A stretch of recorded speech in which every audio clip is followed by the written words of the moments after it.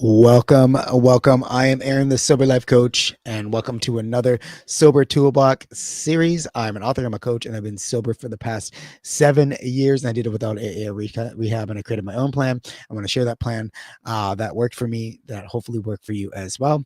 So this is the socializing and being sober in a world soaked with alcohol. This is how to socialize sober. This is how to get out there and live your life.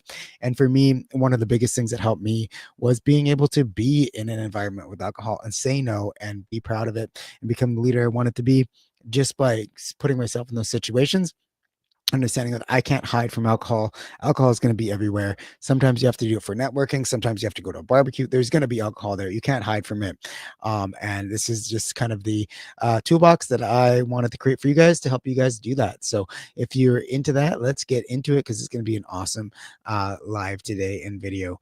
So sober in a social world, you promise yourself just one, but that one always opens the floodgates. I know for me, I'd promise myself, oh, I'm just going to have a couple drinks. And then guess what? I'd have 10 drinks in, I'd be acting stupid. I wouldn't remember the next day. I'd have that guilt shame cycle. And if that's you, it's not a willpower problem. You're not weak. You're just stuck in this habit loop, right? You're stuck in this thinking that alcohol is a solution. And usually when it's a sober solution, it's either you want to fit in or that you need confidence. They call it social lubricant. All these things that have been pre put into your mind, these things that society has told you have leaked into your mind. Now alcohol become the solution. And for me, it's become the solution for me too, because I thought that would make me more confident. I thought that it would give me connection. And when I started drinking heavily as a teenager, I thought that was going to bring me friends, and it did bring me friends because I was doing dumb things, and they enjoyed having fun with me because I was able to do dumb things that they couldn't do when they were sober, or maybe they wanted to do but they couldn't. They looked up to me, they thought I was fun and it was life of the party and all that stuff, but in reality I was probably just being an idiot.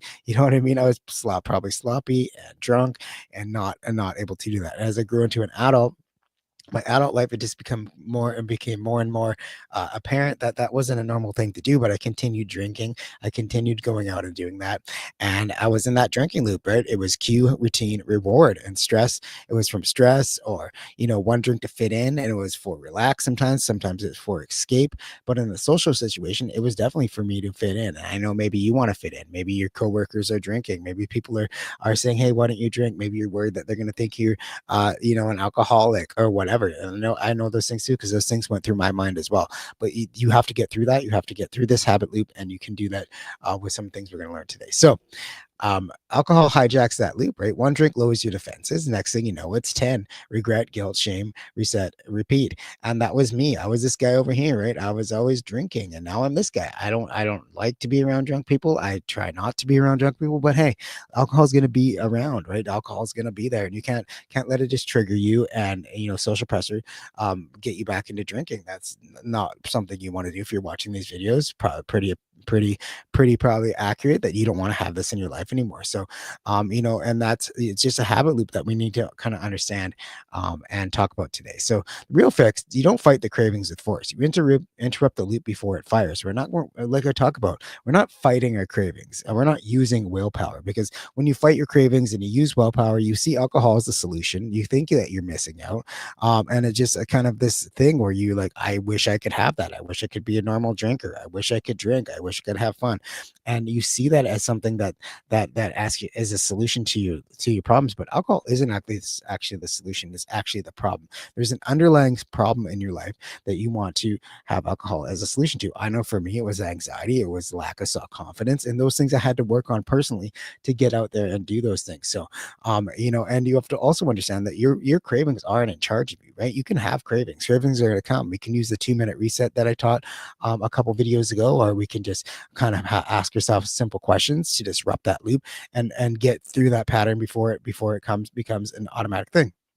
Like I talk about reacting and responding, right? If you're reacting to life, you're just going to be out there living on autopilot. But if you learn to put things in place and respond to those things, that's going to really help you in the long run. So The power rule craving is equals a cue, right? So this is the power rule of today. Cravings equals cues. The craving's not a command; it's a cue to take aligned action. Your cravings are telling you something. Your cravings are telling you that maybe something in your environment triggered you. Now you're stressed out. Well, maybe you need to have better things in your life to deal with that stress.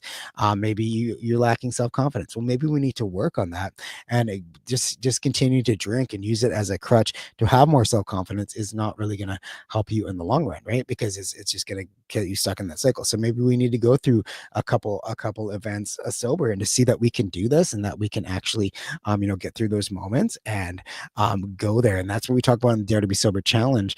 Is we talk a lot about getting out there and having your sober first, tracking your sober wins. All these things are great things to do, because now you can have those things in your pocket for when you feel these things, and you can say, look, I did this, I was able to do this sober, I was able to do that sober, I'm tracking my sober wins.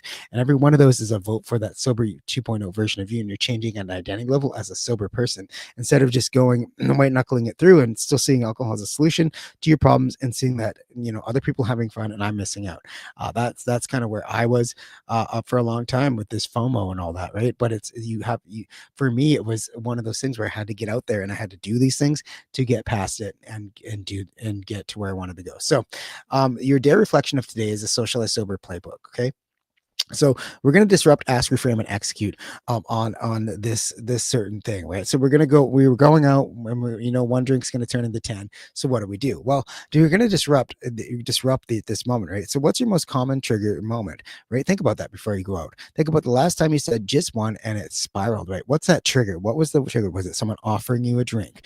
Was it someone saying something to you? Were you already pre-planning in your mind how many drinks you're going to have? I'm just going to have one. I'm just going to have two. Were you planning that in your mind? What's going to trigger you? Because we really want to disrupt those thoughts with awareness, because awareness is the key to this whole thing.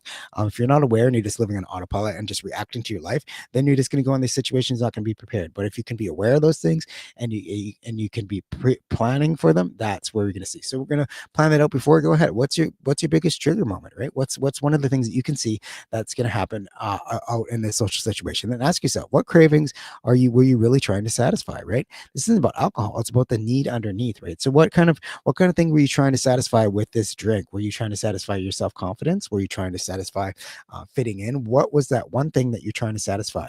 And then let's reframe it, right? It's craving isn't a command, it's a signal. And that's something deeper that needs attention, right? Your cravings aren't a command. They don't control you, right? That's a signal to do something. So if you know what the trigger is, you know what you're trying to satisfy now, and you know that your craving is a command, and it's just a signal to kind of get better and improve and expand with your life, then what are we going to do about it, right? Let's ask ourselves also, what if it does alcohol actually make me more confident? Because and maybe in a certain situation, maybe for a moment you become more confident, but it doesn't make you more confident after two, three, four, five drinks. You keep repeating yourself. I know for me, I would repeat myself, I would overshare, I would do all kinds of cringy things when I was drinking. And does that actually build my self-confidence? No, it doesn't. But I had this image in my mind. We talked about this drunk image of yourself, right?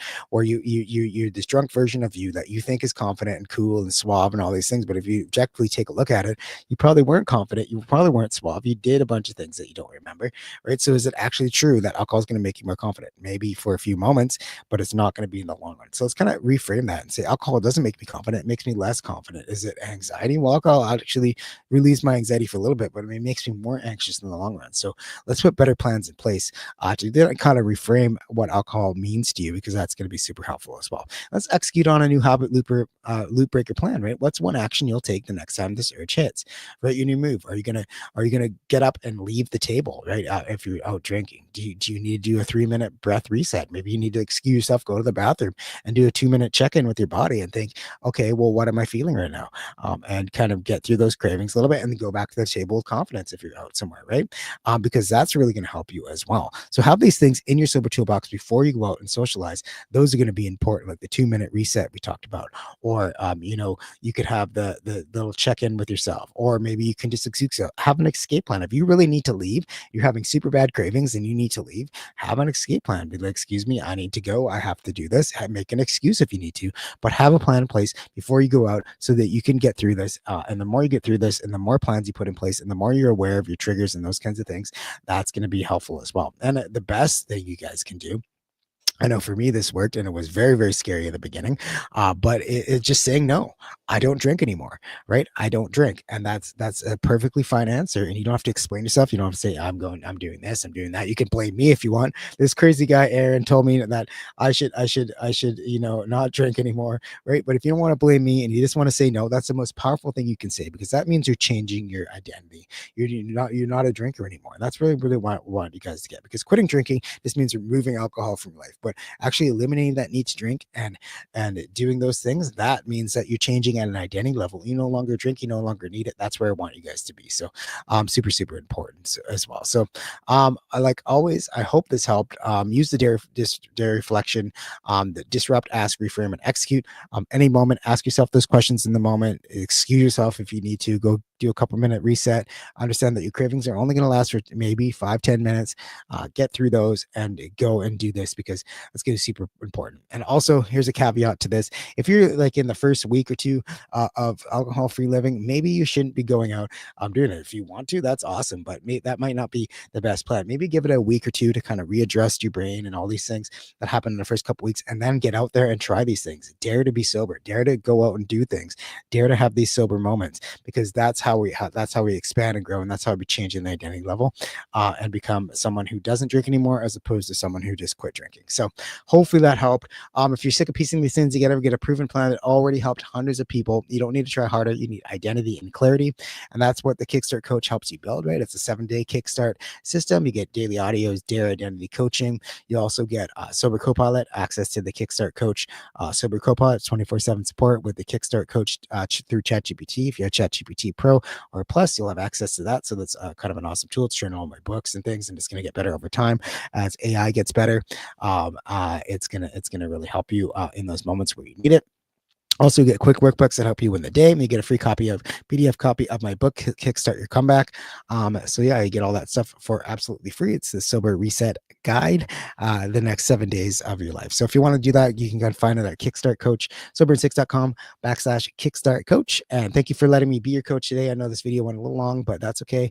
I really wanted to really help you guys get through these situations, go and live a sober life, and don't worry about the world.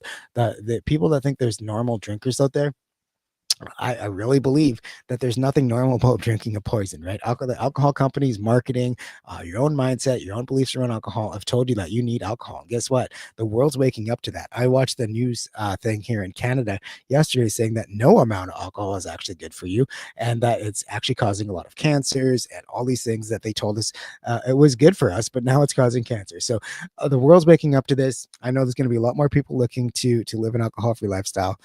So let's get on the sober side of life. Let's get ahead of these things, and let's go and live the best life we can. So life is so much better on the sober side, my friends. And thank you so much for listening. And I will see you guys in another Socialize a Sober video tomorrow. These videos will be in the guide section of the Motivation to Quit Alcohol group for about a week. For a few days, and then I'm going to move them over into the Dare to Be Sober paid program, where you can get access to that if you follow me in your email series. And yeah, life is better than the sober side, my friends. I'll see you guys in the next video.